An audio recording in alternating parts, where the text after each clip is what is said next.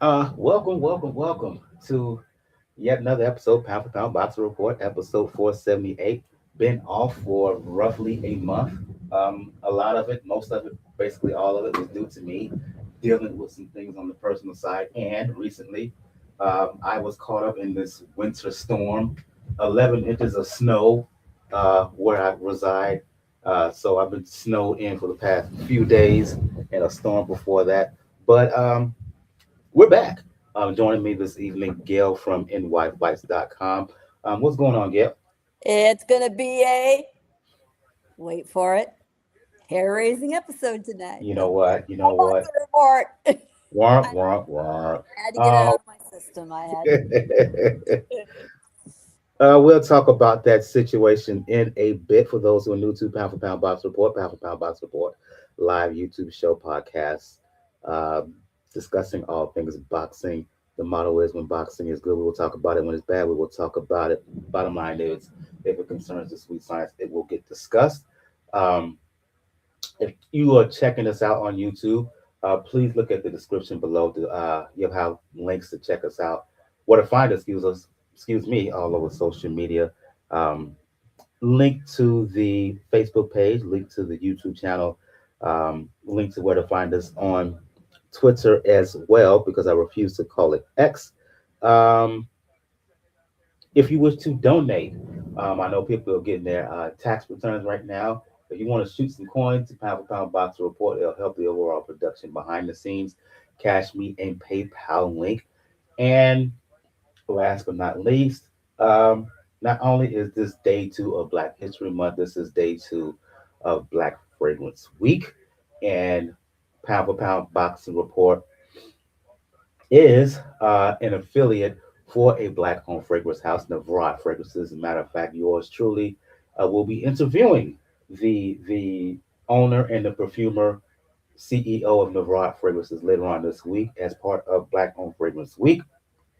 You can check that out most likely either on IG or on TikTok. Anyway, um, if you use the code, let me put this up right quick, Michael WP4P.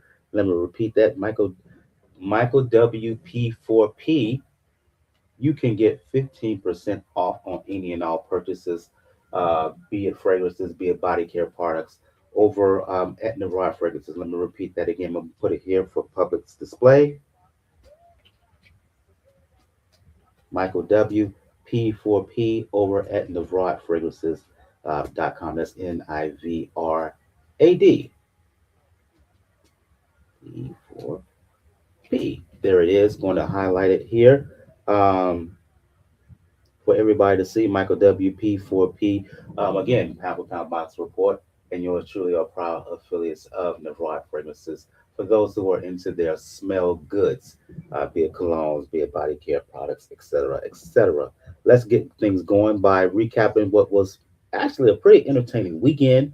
2026 early on is turning out to be having a better start than what we saw for most of 2025. The big fight, of course, um, was uh, Madison Square Garden, the big spot at Madison Square Garden, if you will, um, as Teofimo Lopez, right? Fought Shakur Stevenson. Shakur moving up 5 pounds from 135 to 140. Stevenson, of course, the WBC champion at 135 pounds, um, to face Lopez. And a lot of people, Gail, figured that this would be basically close to a pick 'em. I know we've been off, but I wrote a article for ThruKingsBoxing.com. Please check out ThruKingsBoxing.com, your source for pure unadulterated boxing information. Shout out to 2K Bo, who you heard on the show many times in the past. Um, the contributors, the fellow writers behind the scene, Bakari, Red, who does a lot of work on the site, so Corey, Jay, etc., all the folks who contribute behind the scenes, right? I wrote an article for ThruKingsBoxing.com that kind of my prediction on the fight. I just felt that Stevenson Gale too skilled. Lopez, he's limited. He only does certain things well. right? And because of that, and because of the skill and the IQ of Shakur, he would win. I don't know if too many people expect what we saw Saturday night was not only did Shakur Stevenson win, Gail, he dominated. Um, we knew that Shakur was the better fighter on the outside. Personally, I thought that he was the better fighter on the inside as well. While Lopez, he's best mid range, right? Relying on his athleticism. Shakur took that away from him as well. On my own personal card, I didn't give Teofimo Lopez a round. I didn't either. It could have absolutely been a shutout on the cards. Apparently, the judges, they all gave him a round and they all gave him the eighth round. But you know what? That's a mercy round. I mean, I didn't see any delineation in that round different than any of the others. In my own preview, I said, you just cannot pick against Stevenson to win. You just simply can't do it. Does what an opponent always have a chance? We're still thinking Buster Douglas. Yeah, sure, an opponent always has a chance. But clearly, Lopez and his father came in with zero game plan, poorly prepared. Meanwhile, Stevenson has been working ever harder, refining his craft alongside his stablemate, Terrence Crawford, who he clearly sees as a mentor. He's been smart about his matchups. The fight with William Zepeda, in retrospect, turns out to be a genius matchup for Stevenson Absolutely. to test himself. Absolutely the template for his fights going forward. And not only did it hone the skills he needed to be so dominant on Saturday, it also gave him the template for delivering fights that fans enjoy. Now, we're all the boxing gearheads here on this show, listening to this show. We enjoy seeing a technician at work. But a lot of fans, if they don't see people crashing into each other and heavy duty knockouts, they're going to call a fight boring. But Stevenson proved against Zepeda he can engage, he can punch, he can mess someone's face up, and he got a lot of credit for it. He got a lot of praise, and he is still a young fighter, and the voices of the fans do matter. I think a lot of the chatter about him being boring has really bruised him. You know, a guy like that is still capable of having his feelings hurt. I mean, legitimately. And to get the praise for his performance in the last fight, I do think it lit a bit of a fire under him to add that to his game. But he could not have delivered a better performance in every respect. The hand speed was so impressive. The ring generalship, the measurement of distance. He got back to his corner early in the fight and said, I'm stronger than him. The move up to 140 worked great for him. He accommodated it beautifully. He's added nice muscle over the years, as he's grown into his man strength. Well, he's got it now. He just toyed with Lopez like a cat on a mouse. And, it was a humiliation for Lopez. It really was. Stevenson is finally getting his due from a lot of people for that performance. And he's going to have a lot of doors open for him going forward, some big money fights. It's taken a long time for Stevenson to really settle in, but he's still not yet 30 years old. He's just been around ever since his Olympic silver medal, in the game, very visible for a long time. And he has had to develop under everyone's eye. Well, he got there. Our patience has been rewarded, and he was rewarded with, a one of a kind fight.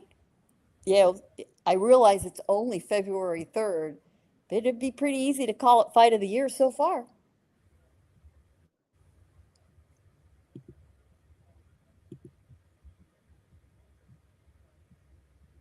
Um, Sorry, I was a little bit distracted. I think Daniel is trying to join us. Give me a second. Um, here we'll get into feelings a bit, especially when it comes to um when it comes to Lopez, right? Here's the thing for me, Gail. Um, when Shakur was able to establish the jab early on, it was a wrap because he was not only able to.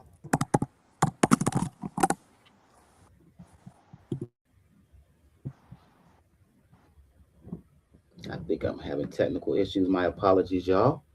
You're sounding fine on my end.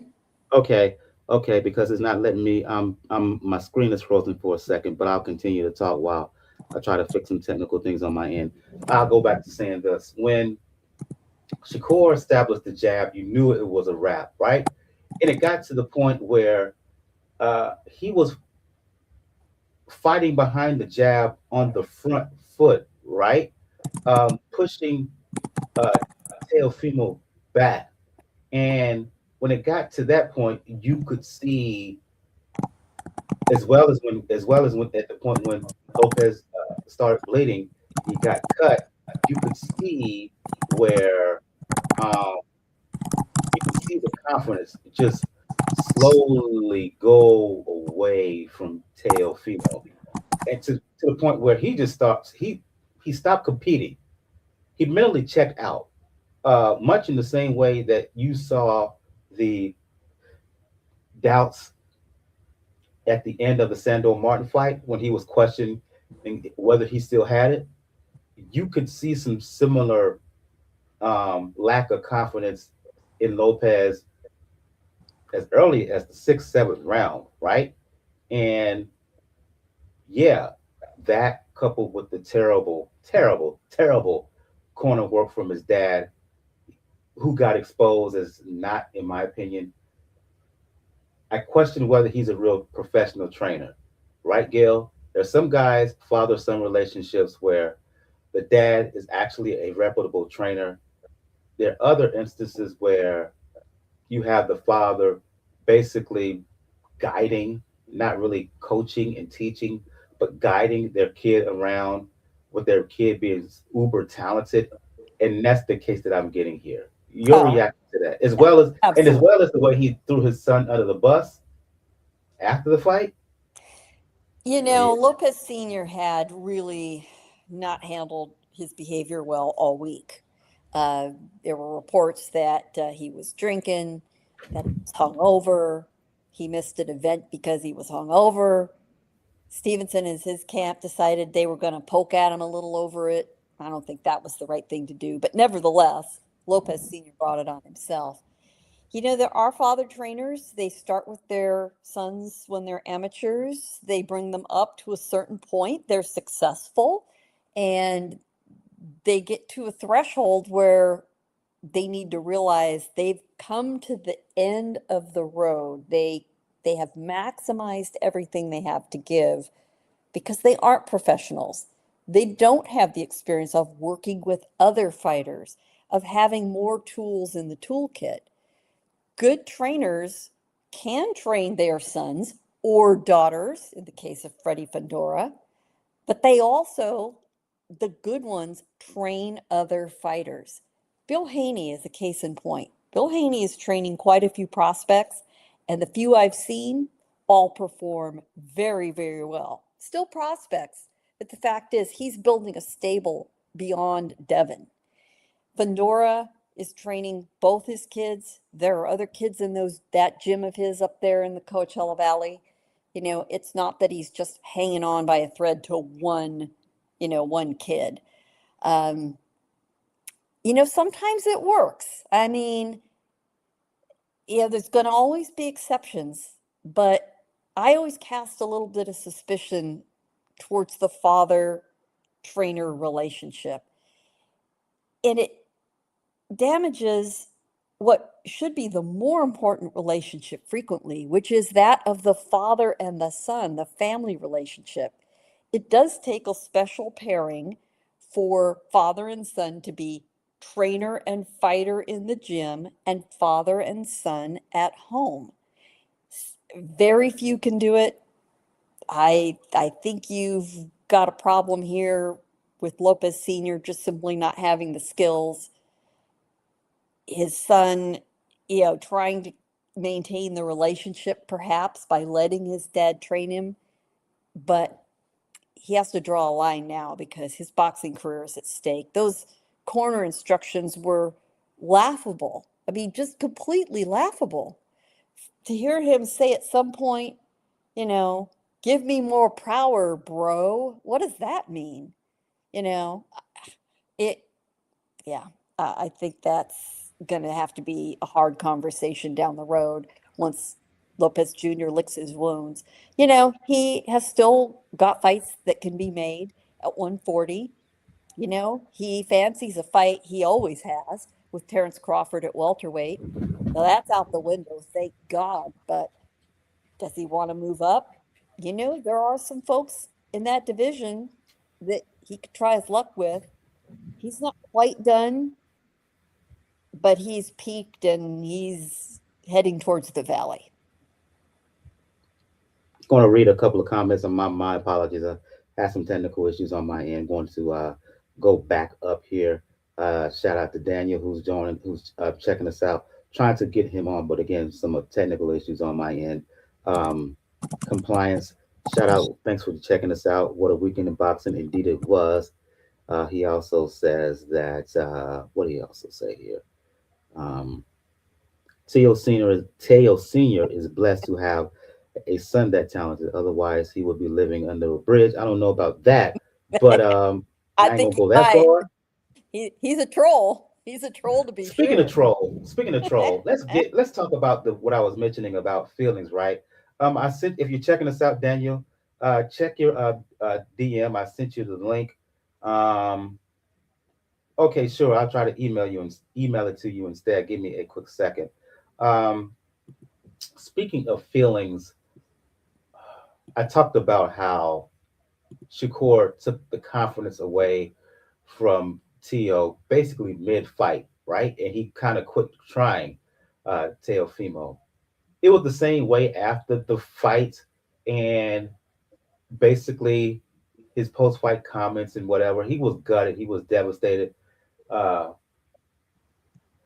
Basically had a mea culpa uh, for all the things that he said, and I have to admit, I did gather some delight in that because let's face it, Gail, and we have to go there for a second.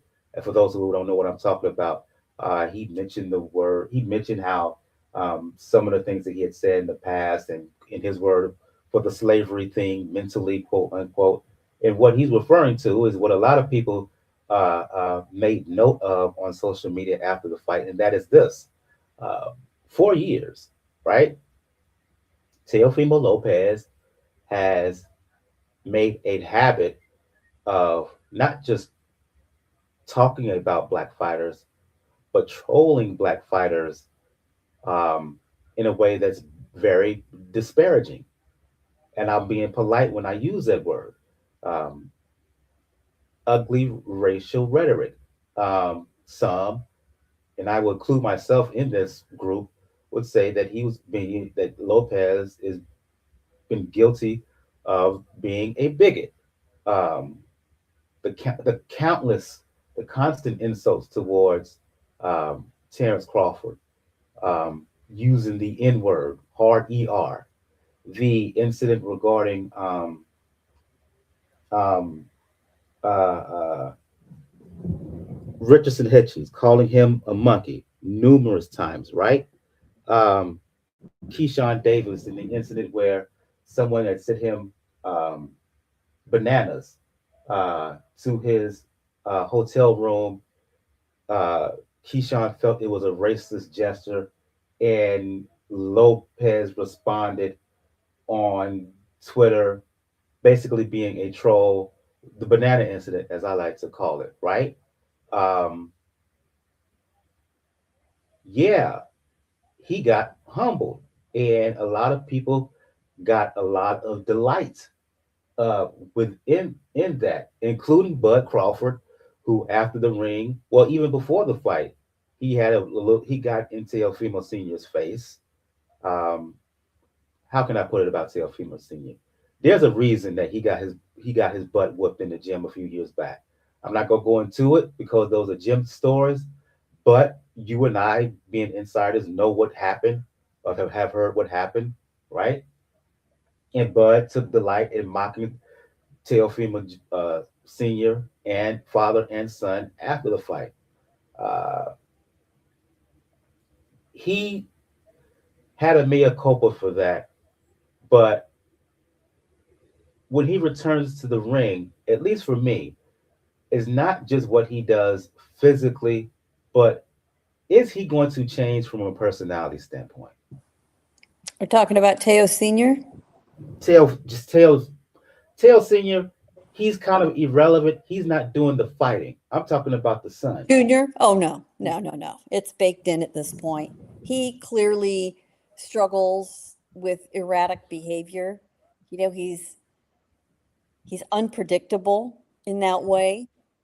Some would say his unpredictability, is what calls attention to his fights because you never know which version you're going to get. You know, I work hard to not give any of that stuff daylight. I get it that a lot of people who follow boxing love the drama, you know, love the social media wars, the insults, the petty fights, the more serious fights. My opinion is if you want that, go watch some Real Housewives, okay? Just I don't need that to enjoy the sport of boxing. I don't report on it unless it directly affects a fight. And others, you want to go there for the clicks. I get it. Go make your money. I get it. I refuse to actually engage in that. And eventually these guys do wear out their welcome. And no matter what their performance is in the ring, it's not enough to save them from their outside the ring behavior. Occasionally, a fighter's good enough that people will look aside, but when a guy performs that poorly in the ring, like Lopez Jr. did on Saturday, and behaves badly outside it, they're in big trouble. And they better start going to trade school or something, or hopefully they invested their money well up to this point.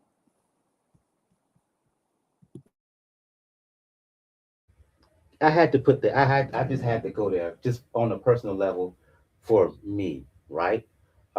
Because for folks who don't know, I am black. I'm African American. This is Black History Month, and it just on top of the fact that how good it was that Shakur was. A lot of people was like, "Oh no, no, no!" On the verge of that Black History Month, ain't no way he's losing. Just putting it out there for y'all.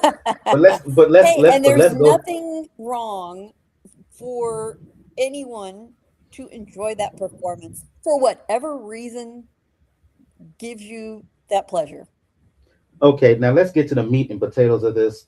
Um, Shakur, and then we'll leave it at this before because we got a lot of fights to cover. And I think, Gail, we're going to split this up because there's so many fights that took place this weekend in and around the same time, right? Um, Shakur, he's elevated his career now.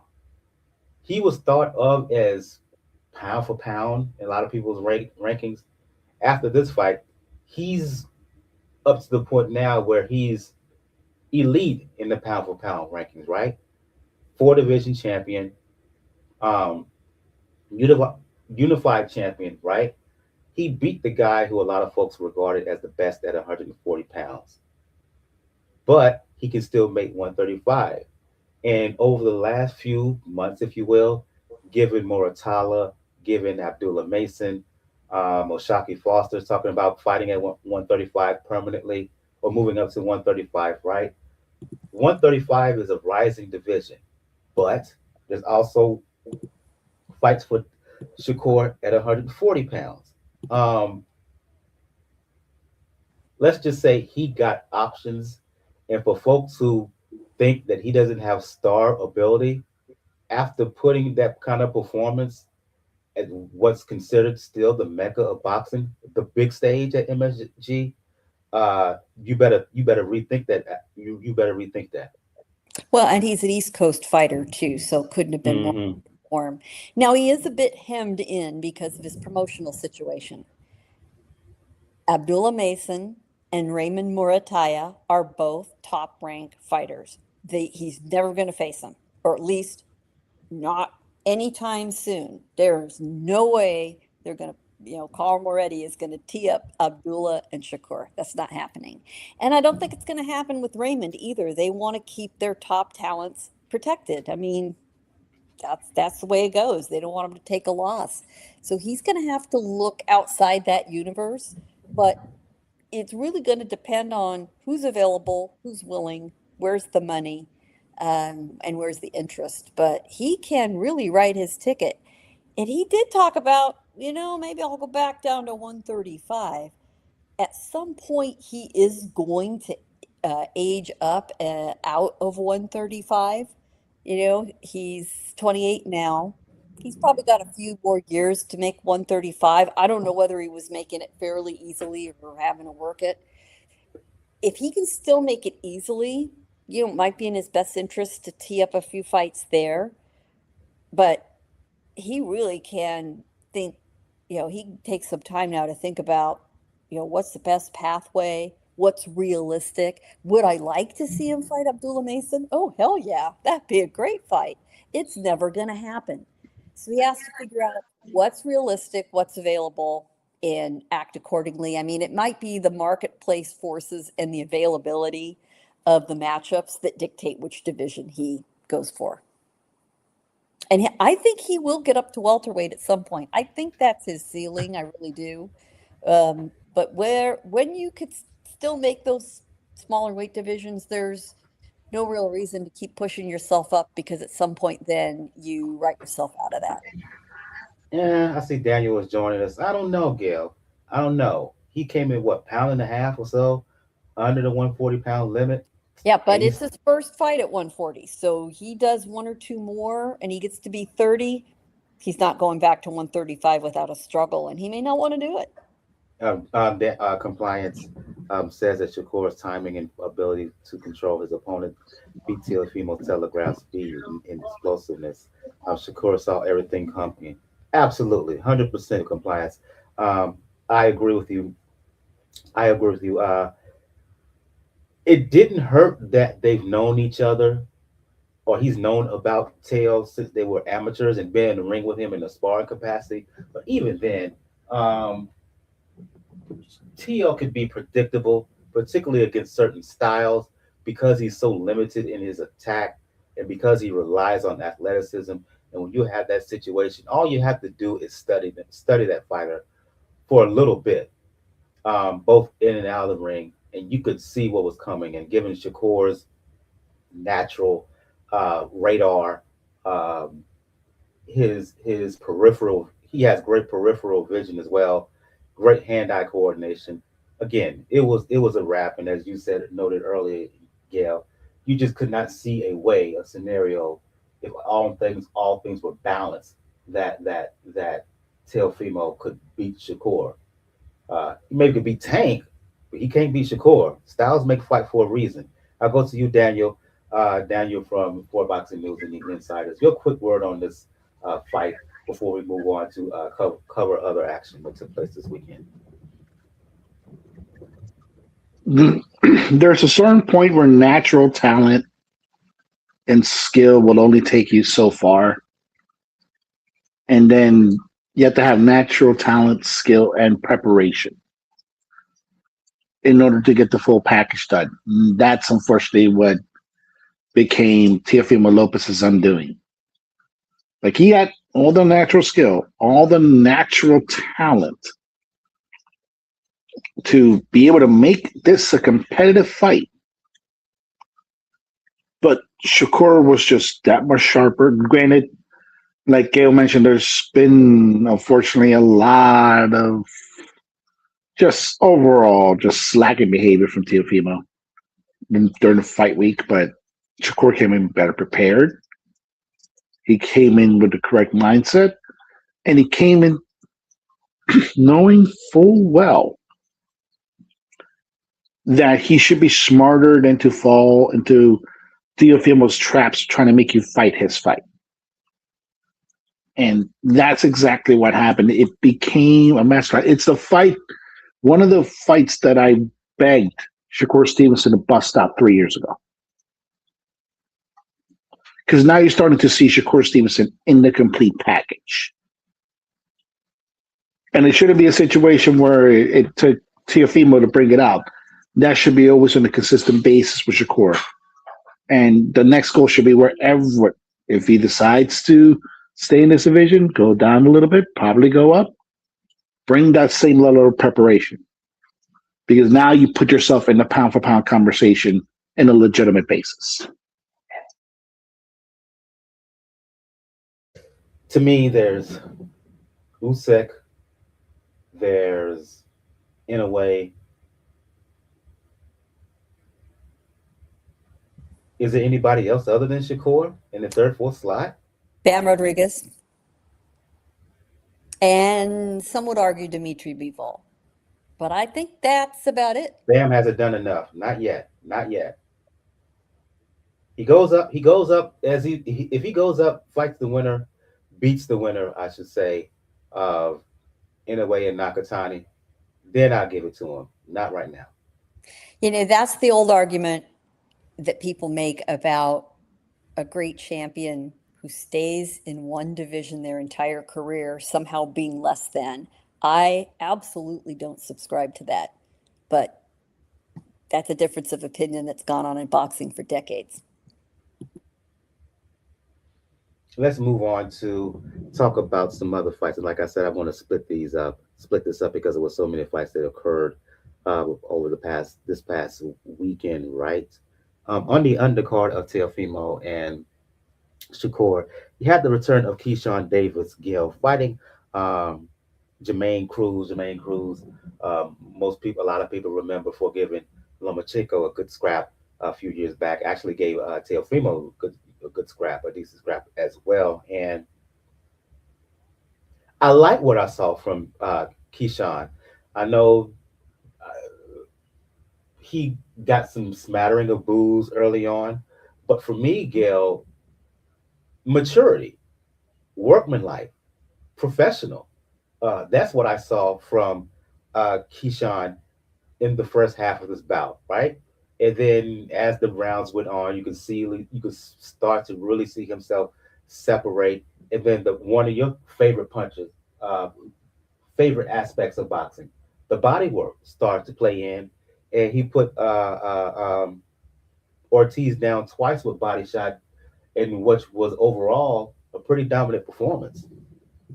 He needed this performance. His behavior in his last fight, both blowing through the weight limit and then the antics behind the scenes and attacking his brother's opponent who beat him, yeah, that just cannot be tolerated. Well, he worked on himself. All fight week, I perceived that he was a little bit nervous, having to come out, confront what he'd done, confront the public. He's going up a division. He's against a guy that's never been stopped, and he knows it, who's always looked good even in his losses. And, he got the performance he absolutely needed. He pulled it out. He was a little slow to start. I think he was being cautious. He's in that weight division now for real, taking it out for a spin. And I think in the first half of the fight, yes, there was some patience, but I do think there was an element of, I cannot afford to make a mistake. Once he settled in, he did exactly what he needed to do. He started ramping up the effort. He started taking out that increased power to higher weight for a spin, and it worked for him. And those body shots were a thing of beauty. You know how much I love those. So that was very impressive. That is the first person to stop Jamaine Ortiz in Ortiz's professional career. So that's a feather in his cap. Lopez Jr. couldn't do it. Lomachenko couldn't do it. And that gave Keyshawn his swag back. He was the old Keyshawn after the fight in the ring in that post fight interview. So let's see where he takes this. He has owned up to behavioral problems, he's owned up to having alcohol problems. It concerns me when I know a fighter is struggling with those things. It's hard enough to be a professional boxer without those demons. If he can keep them under control, I'm very excited to see what the future holds for him. The sport really needs a high performing, healthy Keyshawn Davis. And for me, scratch the stuff about him trying to fight Devin Haney. For me, the fight for Keyshawn at 140 pounds is Richardson Hitchens. Um, Yeah, I agree. I think that'd be a dandy fight. Absolutely. I go on to other action. Daniel, look, a lot of talk about Shushu Carrington. Basically, that he's a champion in waiting. He got his opportunity against Carlos Castro to fight for the WBC belt, right? Um, Won by ninth round stoppage, right? Beautiful 5-6 punch combination ended matters, but Shushu Carrington did get buzzed in round four of this fight. And Carrington has often talked about he wants to fight in a way and he can beat in a way, right? Based on what I saw in this fight, no, no. Focus on what you can do at 126 while you can still make the weight.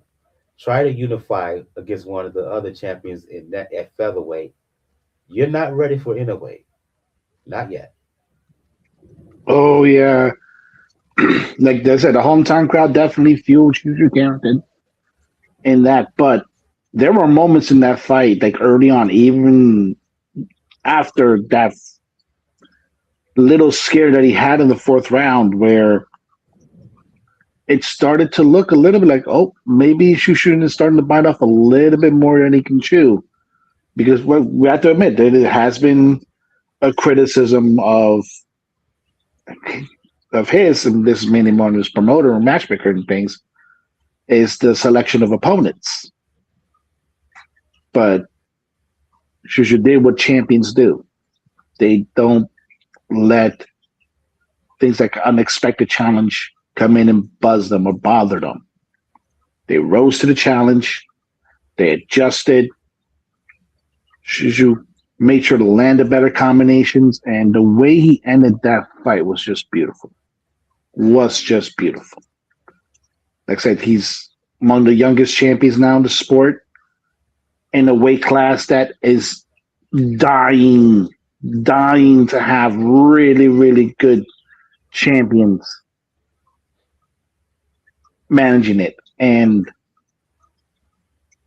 as far as anyway goes, yeah, it's going to be a long while, Mr. Carrington, before you match up with somebody like Nano anyway. And we're not saying this as boxing snobs. It's just basically he's just that much of a higher level at this moment. Could it happen down the line when maybe it's at 130, 135? I could see that. But right now, focus on 126. Focus on the guys that are there. Do not bite more off than you can chew. Well, I wouldn't argue. I wouldn't say that he's one of the youngest in that division.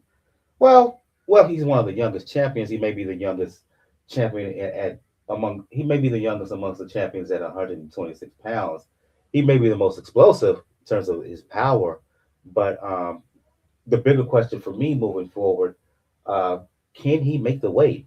If you paid attention to him and looked at his body at weigh-ins, he's starting to get that emaciated look. He's starting to look a little bit gaunt at these weigh-ins, and I'm wondering, okay, he's been at this weight area since his amateur days.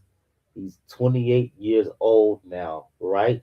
Um, Body maybe starts to maturing, and um, if he's going to do damage at 126, even more damage, he better do it quickly because I think 130, maybe even 135 is soon coming. One more comment from compliance before we move on. Shakur, not Shakur, he's talking about Keyshawn Davis. Excuse me, y'all. Said he hopes Keyshawn keeps his head on straight. I wish he had stayed with Bomac. I agree with that. Go back to you, Gail, before we move on to the next fight. Mistake long term, splitting ways with Bomac. No, I don't think so. There's a lot of reasons that the fighter can be splitting with a trainer.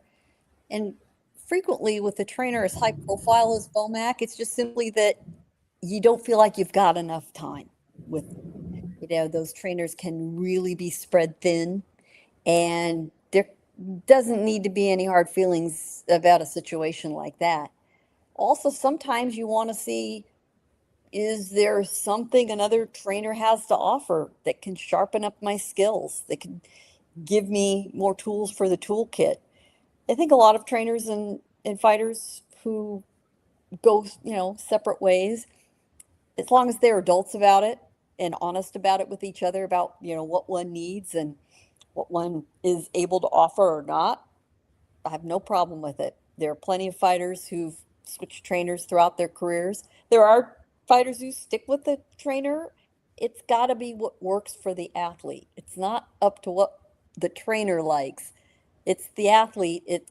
That's the guy walking into the ring who has to perform, who has to decide what suits his needs.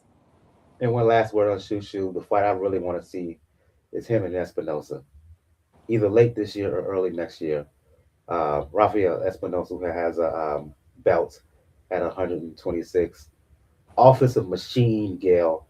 And I think a fight between him and Carrington, that would be fantastic. That would be one That'd of the best be, fights in the sports. again, Any day, you've yeah. got that promotional tie up, though, which they need to overcome. Although Espinoza is co promoted, Zamfer is really his lead promoter in addition to Top Rank. But I, I'm not sure the promoters see either of these guys, particularly Carrington, peaked out to put them against each other. That's the best fight that could be made in the division. Though. Let's move on. Let's I move think on. I think Shushu would have a lot of trouble with Espinosa. That's the point. That's the point. He's going to get really I think tested. he'd have too much trouble with Espinosa. That man is a Zan- buzzsaw. That man is a buzzsaw. Xander Zayas, Gail, who we've talked about numerous times, and um, it was you, I'll say it here, who helped secure an interview that I had with Xander Zayas years ago when he was first on his way up in the professional ranks. He was still a teenager at that time. Um, has a belt at 154, went for unification on his home island of Puerto Rico, right? Fighting Abass Baraou. And I talked about the professionalism of Keyshawn Davis in his win over Ortiz. I got that same sense here against Zayas, and the professionalism through the first 2/3 of the fight. And he showed that he has a little bit of it factor in the way that he finished the fight. He could have easily just stayed away, right? But in fighting in front of his home folks, he wanted to give them something to remember, and he stood and traded a bit with Baraou, particularly in the last round, to the delight of the crowd. Afterwards, he said he's willing to fight any of the champions at 154. Proposed newly crowned IBF champion Josh Kelly go to Puerto Rico to fight him. We'll talk about Kelly in a bit, but bottom line is, for a young and up and coming fighter, do I think he's the best in the division? No. But was it satisfactory, his performance overall, given the atmosphere in the crowd? Absolutely. There was something that Zayas had in common against Baraou with Stevenson and Lopez Jr. in that they know each other very, very well. Zayas and Baraou have sparred close to 80 rounds over the years.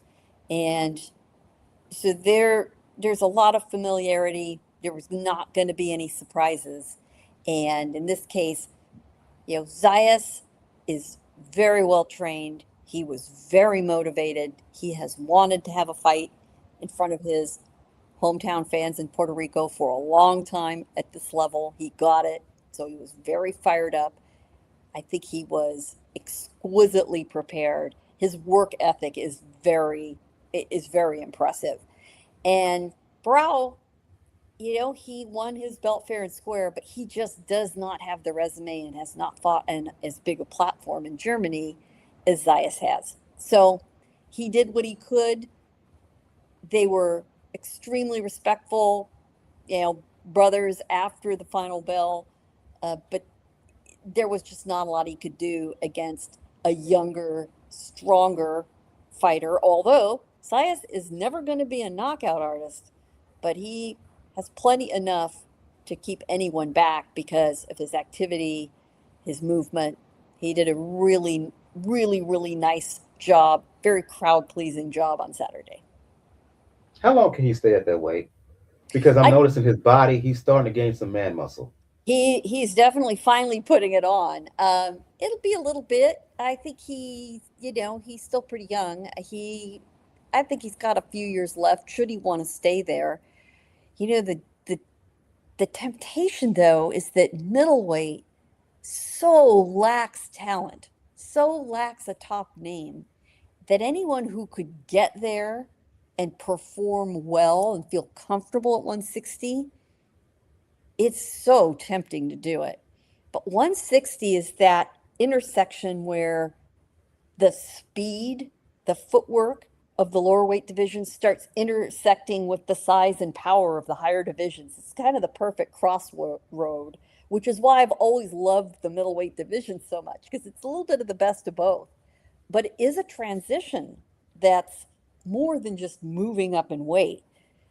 I think when the time is right, he'll be guided well to make that decision. And again, it's a lot like what other opportunities are out there for Shakur. Where does he want to go? It's one thing for Zayas to say, I'll fight all the other champions. Well, there's only two other champions. It's a binary choice. There's Josh Kelly, who put on an incredibly, impressive performance, surprising to me this weekend.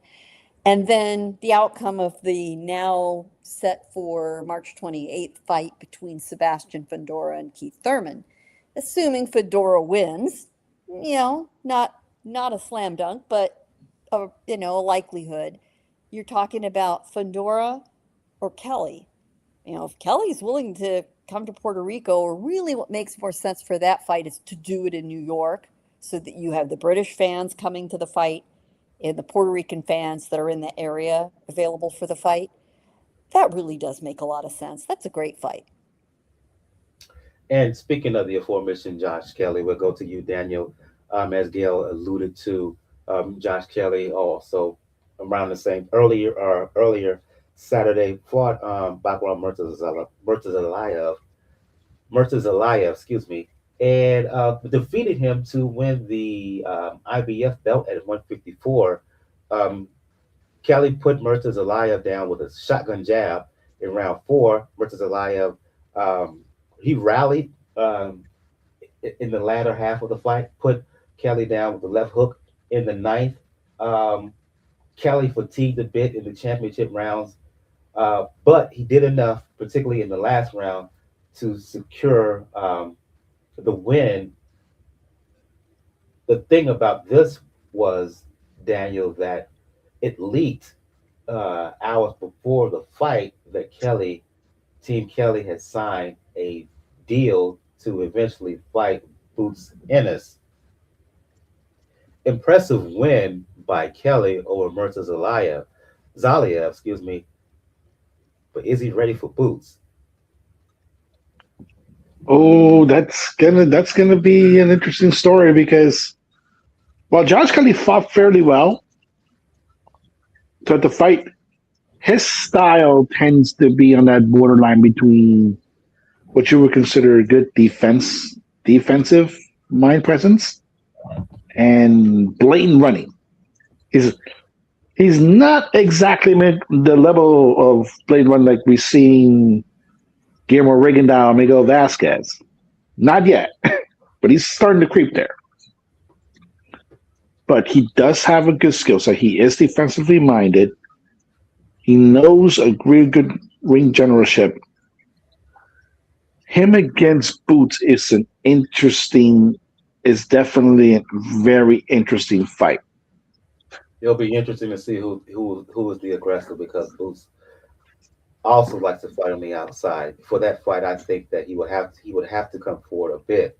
He have to make Kelly come forward, he would have to attack. I think latter he would have to attack, and because of his body punching ability, that could be the difference. I think if it all says and done, I don't know if Kelly has enough offensively to hang with Boots Ennis. And pure skill set, I would give the advantage to Boots because of that. Like he does, I don't think he has the power to really keep Boots at bay. But you nailed that. You nailed it, Mike, right there because Boots does like to be more of an outside fighter. He doesn't. He's more of a counter puncher than an aggressive puncher. He's going to have to be an aggressive puncher in this case with somebody like Josh Kelly. And I think he can do it. And in many ways, this can actually prepare him in a good way defensively for something like, if it's still possible to make, with Virgil.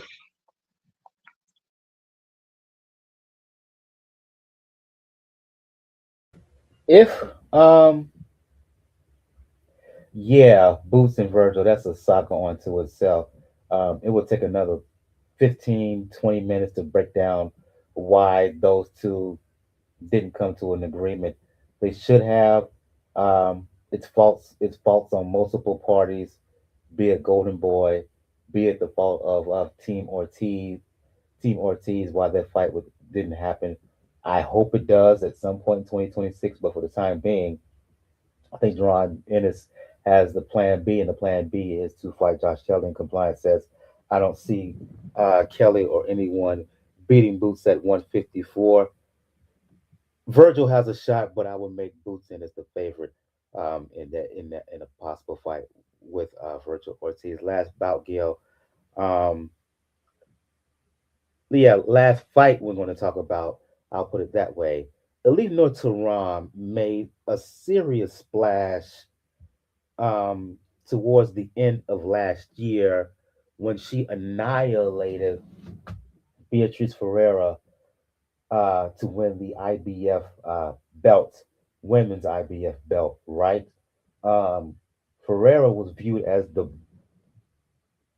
the fighter that folks were avoiding at 135, and for Tehran to go and defeat her in the way that she did, punish the route before stopping her in five, was eye opening.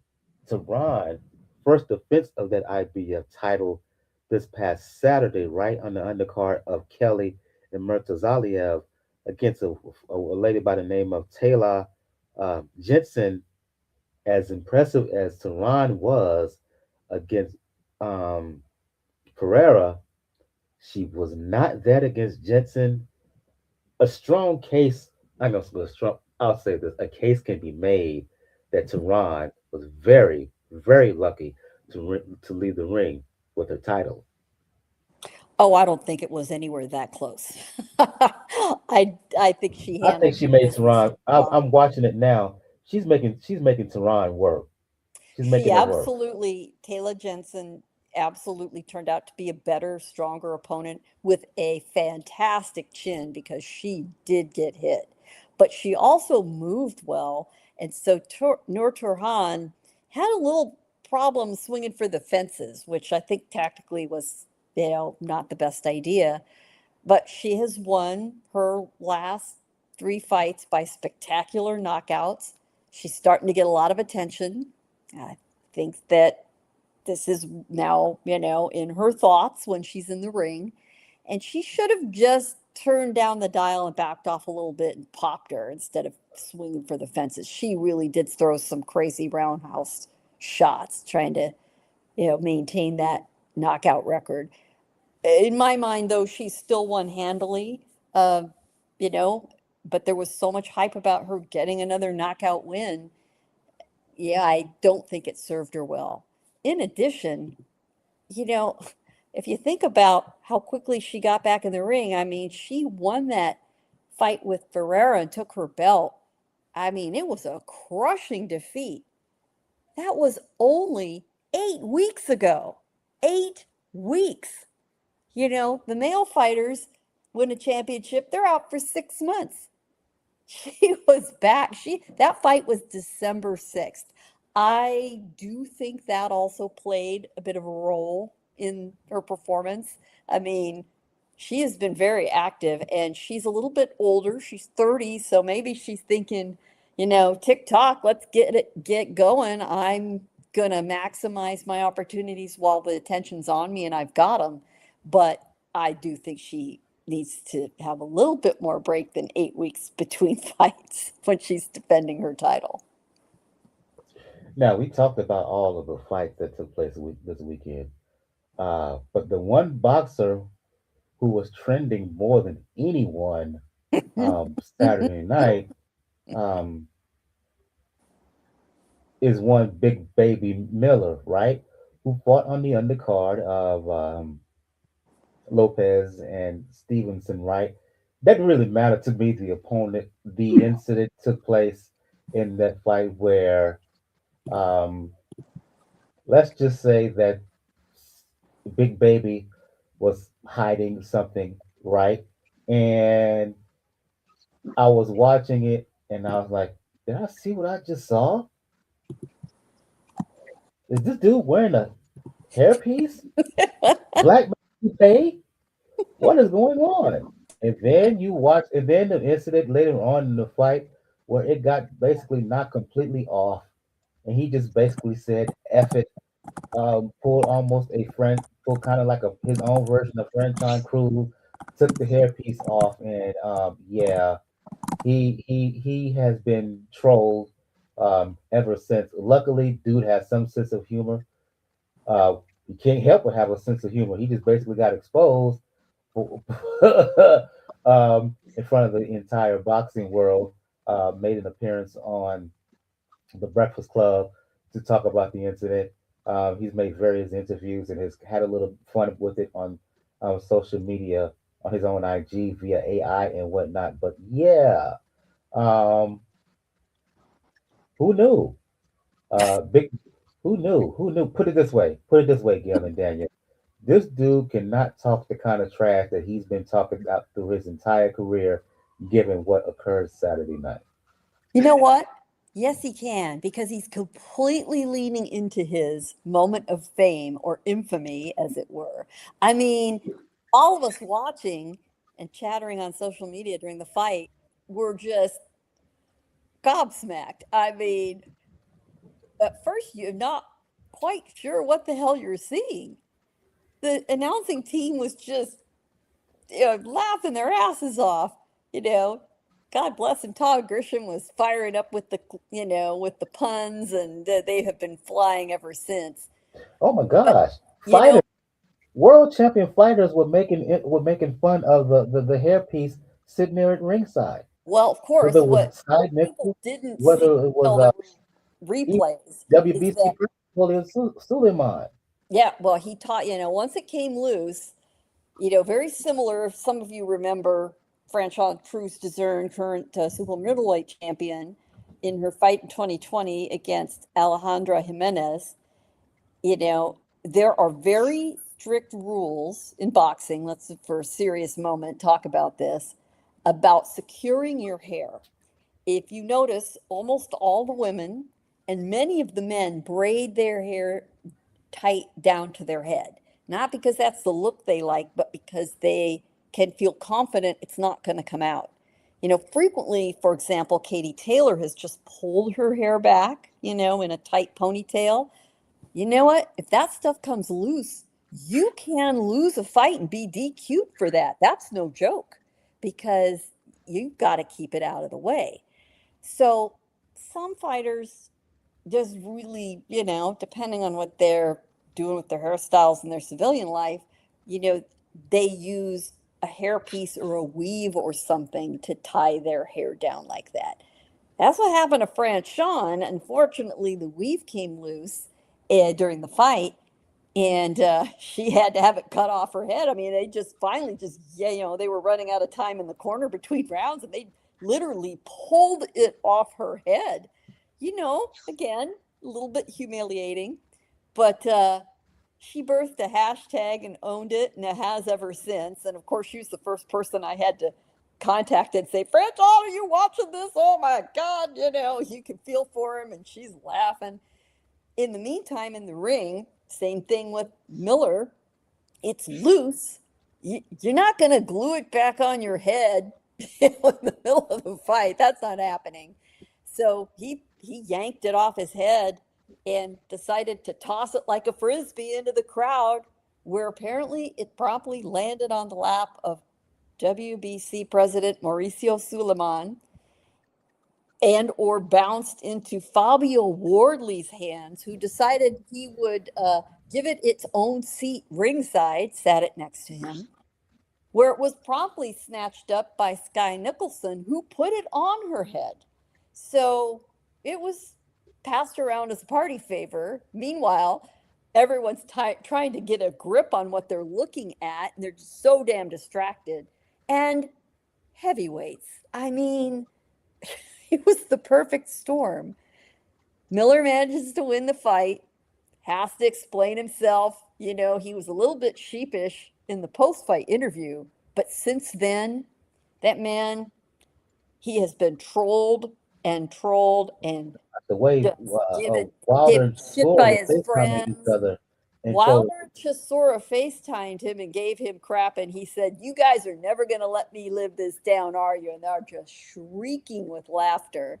Because, Deontay and Chisora both have pretty good heads of hair. So he has leaned into it. If you haven't visited his Instagram feed or his social media, please do yourself a favor. The man has completely embraced this whole situation, because if there's one thing that Miller gives himself enormous value for, it's not always his performances in the ring. It's the fact that that man knows how to get attention. He has always been able to sell a fight.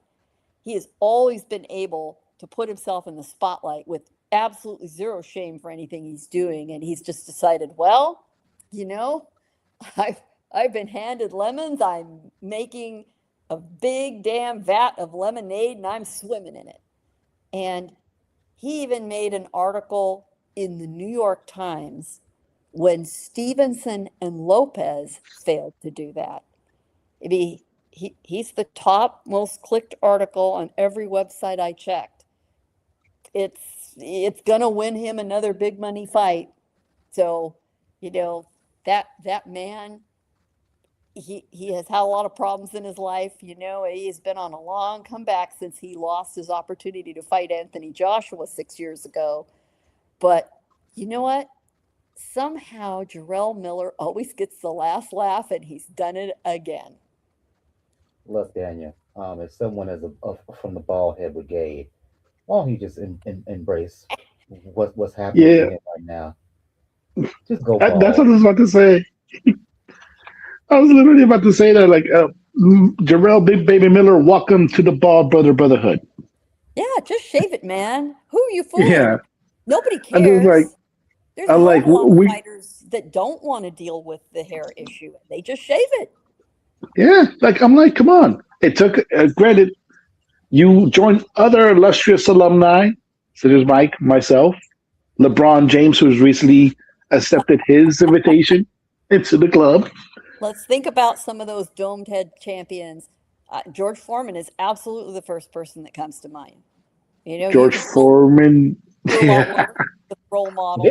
Before Foreman was Hagler. Absolutely. Yeah, Hagler was the first one in my mind. Let me speak from a woman's perspective. It's a badass look, gentlemen.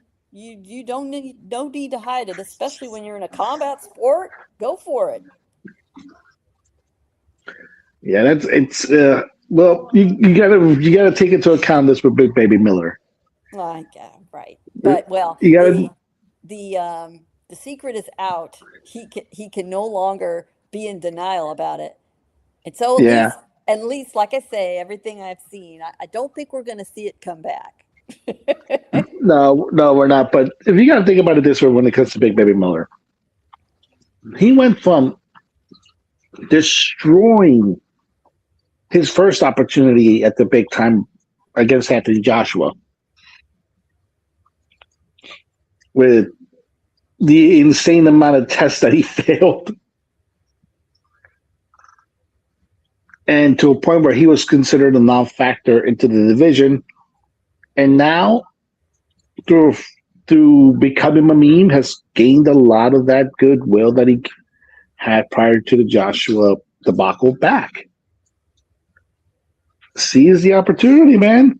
Especially when it's starting to increase in the lip, and we're going to be a lot closer to a post-Usyk heavyweight picture than later. Yeah, yeah. So just had to have some fun at that because again, that brought a lot of jovial laughter throughout. That if anything more than anything else, he helped bring boxing fans together with that moment. I'll give him that much credit. At least he's rolling with the punches, if you will, in terms of what happened to him. And again, just for the future, Mr. Miller, just go bald and just and be done with it. Let's move on to some news here, and I'm a bit surprised by this. David Pacheco was ordered to fight Hamzah Sheerah by the BO for the vacant BO belt at 168. Turns out that Pacheco is pulling out against with the pulling out of a potential fight with Shiraz. Now, you read news stories, and it's because, from Pacheco's standpoint, that he's going through some things on the business side. I think some new management and whatnot. But still, Gail, I get it. But opportunity to finally fight for a world title, something he's really, really wanted. Um, why turn it down? Can't you figure out to go forward? Can't you figure out a way to go forward with this fight and still resolve the issues behind the scenes? I'm not sure. Pacheco was, the next hot thing and had some terrific fights early in his career, was getting a lot of attention, but he's struggled lately. And whether it's a combination of struggles dealing with his life outside the ring as well as his performance inside the ring and which one's really directing the other, it's hard to say. He's got a family, and it might be that he realizes he's got to be at his best to take on Shiraz, and he does not want to risk a loss at this point. So, he has stepped back. And I will say, although I don't love it, because I think that would be a terrific fight, a lot of fun. But if Pacheco doesn't feel confident, fully 100% confident in his ability to beat Shiraz, he really shouldn't take that fight. Not at this point of his career. He's better off stepping back, regrouping, despite how disappointed we might all feel about that. That is probably the better decision for him. Suggesting, well, just go forward and see if you can work it out. That is not good advice, because if he can't work it out, he can completely derail everything he's worked for, and he's not going to do it. What say of you, Daniel, about this decision from Pacheco? On one half, you think it's foolhardy because you're fighting for a vacant championship. You don't know how soon you're gonna be able to gonna get it again. And some of the things you can work out while still being in flux with new management. But on the other side, like Gail mentioned, Diego Pacheco wants to make sure he has everything lined up and he is 100% focused. And that's something that you need to have, especially if you want to challenge for the first time for a championship. And while if it may feel like, oh, you may be ducking because I've heard that, oh, he's ducking Shiraz. No, I disagree. You want to be at your best when you're going to fight for a championship. And if you're not, especially when the circumstances that where it's business management, it involves money, which will involve other people besides yourself. It will involve your family too. You want to make sure that everything gets done right. And so I don't blame him for going this route. We also have to keep in mind he still can get that opportunity, barring a catastrophic loss, barring a Tim Zoo situation. But once you have all that cleared up, I'm pretty sure Shiraz is going to be more than ready to give you a chance for that championship, should he win. And there's another option potentially of him fighting newly crowned BC champion Christian Mabili. There was the WBC had ordered initially Pacheco to fight Mabili, but then the WBO made their order. The WBC elevated Mabili up to full-time champion. Maybe they could turn that back. Either way, as you suggesting, Gail, there's some outside distractions for Pacheco. Um, Maybe it would behoove him to to deal with that first before he gets back in the ring, because as you noted, um, after many had considered him to be the next big thing at 168, his last couple of performances he has not looked good, and maybe that's due to whatever's going on outside of the ring with him. Um, it's been a little bit since we had a last episode. You mentioned this guy's name when talking about Shakur, and the guy I'm referring to is Bam Rodriguez. During our time off, and I want to touch on this right quick. Um, Robert Garcia, in an interview, said that he believes that Bam is going to get the winner of Inoue and Nakatani. Of course, Inoue and Nakatani is going to fight in May in the Tokyo Dome. Hadn't been officially announced, but we all know that's it's going to happen, right? Thoughts on Bam Rodriguez um, apparently making the decision to move up not one but two weight classes to get the winner of Inoue and Nakatani. Me, I personally love it. I would prefer for Bam to maybe make a pit stop at 118 first, right? Maybe get on the undercard of Inoue and Nakatani at 118, and then test the waters there. And if he likes how he feels, move up to 122 and shoot for the winner of Inoue Nakatani. But ultimately, you love it.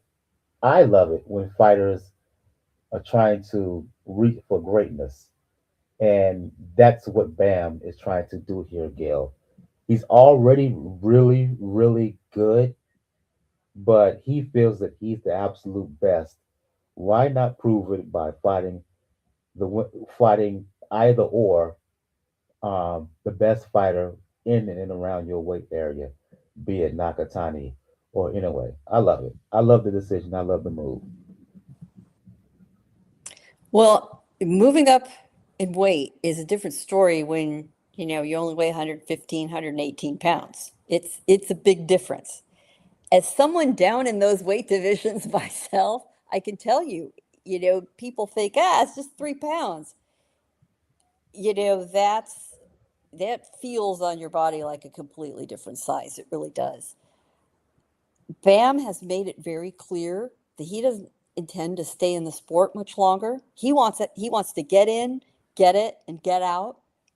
that's also what's fueling a lot of this. He he doesn't want to be married to the sport forever. There are fighters like that. They're very rare. And it does seem like the most skilled fighters are often the ones that say, I'm going to blaze through it. I want to get out with my mind intact, not seriously hurt. I have other things I want to do in my life. I have a family. Bam's like that. Terrence Crawford's been somewhat like that. He stuck around a little bit longer. But I think we'll be very surprised if we see Bam Rodriguez still fighting at 30. So being in a hurry and grabbing the brass ring when he can, is a little bit unusual and a little bit ambitious. I do think he needs to be a bit careful, but Robert Garcia has not steered him wrong. And unlike a lot of trainers who are only the trainer, Robert is his manager. So he trusts Robert. They'll make that decision together.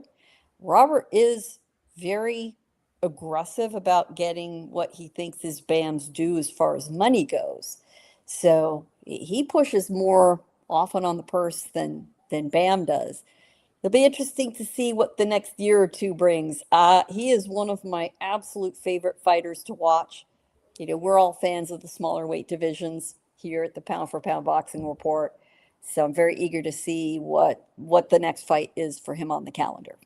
And, we do not know how Inoue Nakatani is going to play out either. That may have something to do with it. Yeah, absolutely. Don't judge Nakatani by his last performance. He has an excellent chance of beating Inoue. Bam versus either Inoue or Nakatani. Excellent fight. I make Inoue the favorite over Bam. Um, I'd make even Nakatani a slight favorite over Bam Daniel, but I would like to see Bam Rodriguez fight either dude. That's for sure.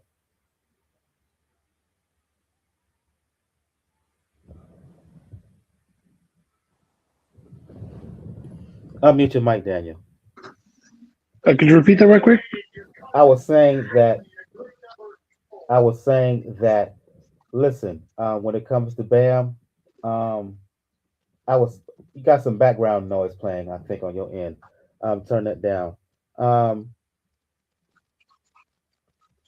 what I was saying is that to Gail's point, we don't know the outcome of Inoue and Nakatani, right?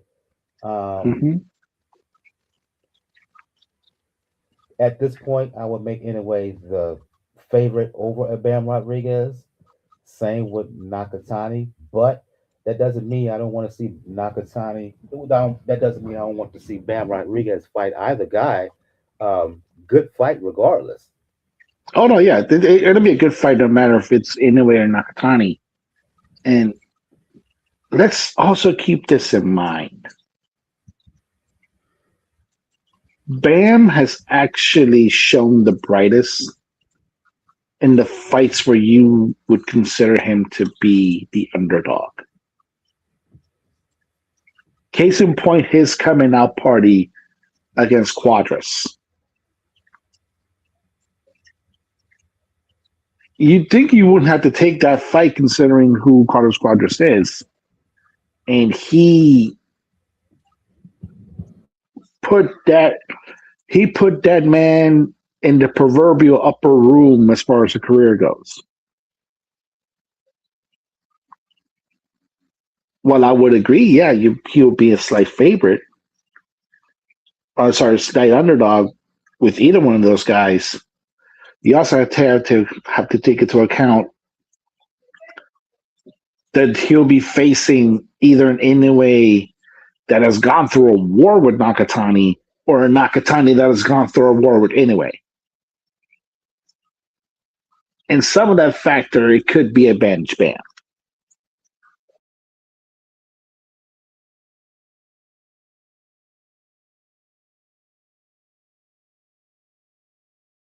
Last bit of order here, and Gail noted in the private chat the fight between Pandora, who has the belt at 154, and Thurman, who former champion at 147, I think is long past. He's a little bit aged in the tooth, long in the tooth, if you will. That's been rescheduled. Quickly talk about that before we preview some fights in matters this evening.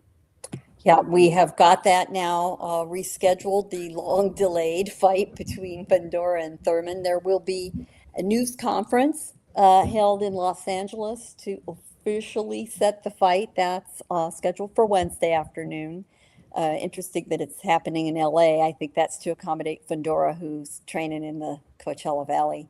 And that is going to be the main event of a PBC pay-per-view on Prime Video Saturday, March 28th, and it will be at the MGM Grand Garden Arena in Las Vegas. No undercard yet, but at least this is finally back on the schedule. That's good news. I'll admit, I'm actually looking forward to this type of fight because Yeah, we know I what don't hate Fedora. it. I don't hate it Yeah, at all. Yeah. yeah, like we know what Fedora brings to the ring.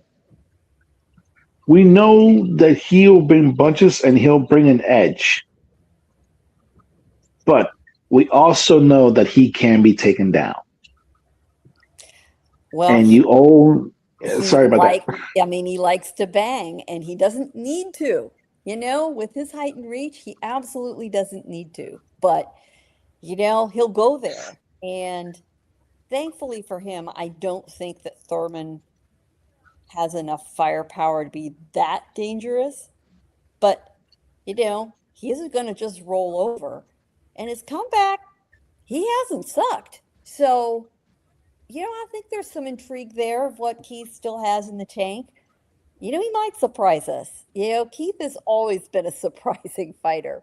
The fact that he has wanted to come back and do this, I'm here for it. I do think it'll be entertaining, at whatever level it takes place. I hope that there's a decent undercard put together. That is a good opportunity. Those PBC fighters need some time slots. My God. And, as far as I know, we're moved out on the calendar, so it's not being crowded out by a lot of other things. So I like it, and I like the timing of it. I mean, listen, in Figueroa's solo loss, he basically got caught, right? Put down, didn't recover, and Thurman has power. My problem is with this is that we all know that Thurman's weakness. He can't take a body shot. And the thing about Fundora, despite his extraordinary height for the division, he's a savage body puncher, right? And my worry, if you're a Thurman fan, is that Fundora will be able to get to Thurman's body, and if he does, I don't think Thurman has anything to ward him off with. I think he will, because unlike other fighters where he could run away, run and get away, this version of Thurman in his mid late 30s, I don't know if he could get away from a Fundora if Fundora was able to find his belly because he's soft in the gut. That's my worry. That's my worry. But um, I'm not mad at the fight. It's just this version of Thurman. Uh, I just don't know. I just don't know. Let's move on Mike, to talk. Uh huh. I'm about to say one thing, Mike. Like you got to remember, every good champion, even so that great champion, does have that one great fight left in them. Yeah, I have my reservations, and I'll leave. I'll leave it at that. Um, let's move on to recap. To preview some fights here. One main fight I want to discuss: featherweight champion Nick Ball. Right, we talked about the featherweight division a lot with Shoot Carrington. Nick Ball returns to the ring to defend WBA belt against Brandon Figueroa. And I'll go see you on this one, Daniel. Talk about fights I'm not mad at. I'm not mad at this fight. Uh, Ball is a little fireball, if you will. But I think personally, if Figueroa, if he's on his game, I think this has a chance to be a heck of a fight. And don't put it this way. Do not be surprised if Figueroa uh, beats this dude. Oh, this is going to be fun. Oh, this is going to be a fun fight indeed. Because First of all, when you talk about Nick Ball being the small little guy he is, even for a featherweight, he is very small. I mean, he's a teacup human. He literally is. But he's also somebody that can actually bring a fight to opponent. And with Figueroa, you need to have that. The best that he always comes out is when he gets his back pushed against the wall. We saw the fights that he had with people like Fulton. It's a beautiful thing to see. And I would put him ahead of Nick Ball just for the fact that ultimately Figueroa's probably to me a little bit hungrier. He knows he stays that close to the mountaintop, and I don't think he's going to waste his opportunity to get there. I expect Van to win. I do expect Figueroa to win. Your thoughts? You'll look at Figueroa's record and see, he's got 2 losses. They were both to Fulton, both very narrow decisions. Figueroa is definitely dangerous. Let's remember, it's been some time. He flattened a prime Luis Nery. He flattened Carlos Castro, who Bruce Carrington needed 9 rounds to take out. He did it in 6. He easily got by Magsayo, Magdaleno. His last performance, he had to grind it out a bit against Joet Gonzalez, but I think this is good timing for him. He's still a fairly young fighter, despite having a pretty thick resume. He's still just 29. If he is trained well, ready, understands what he's getting into, going on the enemy turf, all that stuff, man, he is going to be in a cauldron in Liverpool when he faces Ball. I mean, there's nothing like those British fans, right? But I do think he's got a shot at it. Certainly Ball's going to be the betting favorite for a million reasons, and they're not wrong. But this is a competitive fight. It's not going to get the attention it deserves in the United States. That's a shame. I mean, it's Super Bowl weekend. It's an early in the day fight Saturday because of it, being in Liverpool. But I hope, if nothing else, folks, please check out the highlights. I think we're going to get a great one.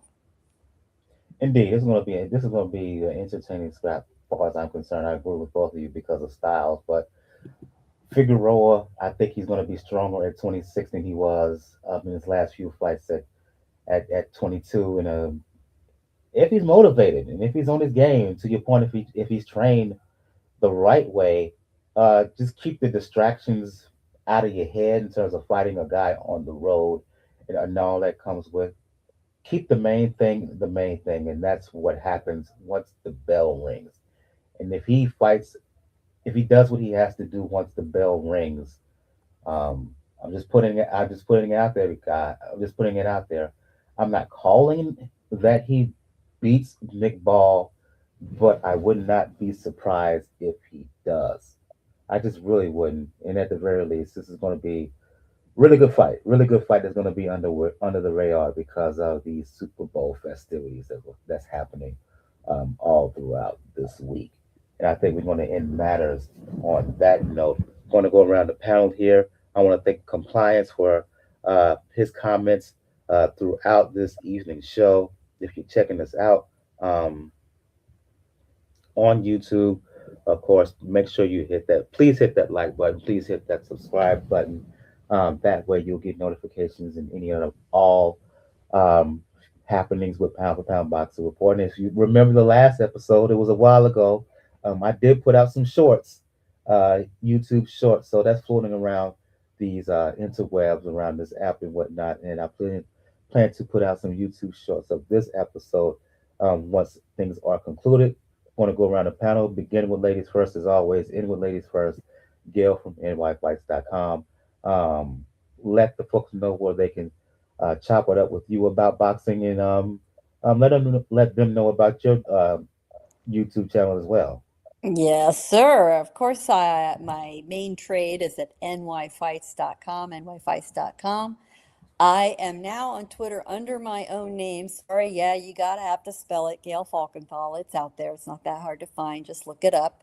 And then Gail Falkenthal Unboxing on YouTube. My next interview being posted is going to be with Elijah Pierce, who is scheduled for a big fight for him on February 28th. And he's a very, very interesting guy, truly a Renaissance man. And we talk about all his interests outside boxing as well as inside boxing. That should post this week. I go to you, Daniel, from Four Boxing News and the Scriber. For those who want to talk the sweet science, for those who want to talk the NBA, especially when it comes to the Miami Heat and their possible pursuit to obtain Giannis via trade. Um, um, all things boxing, all things NBA, especially when it comes to Miami Heat, all things pro wrestling. Daniel, let the folks know where they can hit you up.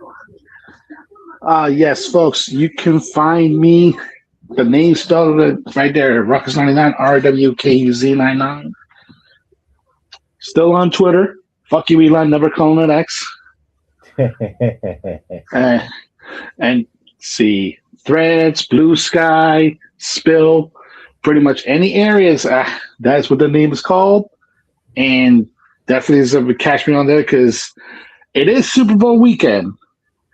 It is, and there's going to be a lot of events coming in, but let's keep this in mind, folks. The years and sixes tend to be a little bit exciting more than often than not. So let's keep the head on the swivel. Quick prediction on the Super Bowl between Seattle and New England. Normally, you would have to root for your conference, but this is the Patriots, so I believe that Seattle, now that they're free of Mike P. Carroll, will exact some karmic justice, and which will be also a nightmare for Minnesota Vikings fans because that means Sam Darnold won the Super Bowl. What say you, Gail? You're asking me about football. When we kicked the Chargers to the curb, I gave up football forever. However, I will predict this, that there is going to be a halftime meltdown in Washington, D.C. when Bad Bunny blows the roof off the place. On balance, Seattle should win this game. On balance, Seattle should win this game because they're the better team. I think if Sam Darnold doesn't just have a complete hiccup on Sunday evening, Seattle will win this game. And I'll leave it at that. And for those who want to talk boxing music, fitness, and fragrance with me, you know where to find me, Brother JR at Brother JR 76 on Twitter because I, like Daniel, I refuse to call it X. You can also check me out on IG, Brother JR SC on Blue Sky. You can check me out on Brother JR 76 as well. On the next episode, we will talk Brother JRSC, yeah, on IG. On the next episode, we will do a recap of Nick Ball and Brandon Figueroa. We will also talk. We didn't talk about it here, but one of the surprises of late 2025 was Christian Medina just destroying Yoshiki Takai back in September to win a world title at 118 pounds, 100 WBO version. He makes the first defense of that WBO title against Adrian Curiel in Mexico. That's going to be on the zone. So we will talk about that fight and whatever boxing matters is happening next weekend. It's going to be really, really light weekend in terms of boxing this upcoming weekend. Nefe Ajagba is fighting in Las Vegas, fighting Charles Martin.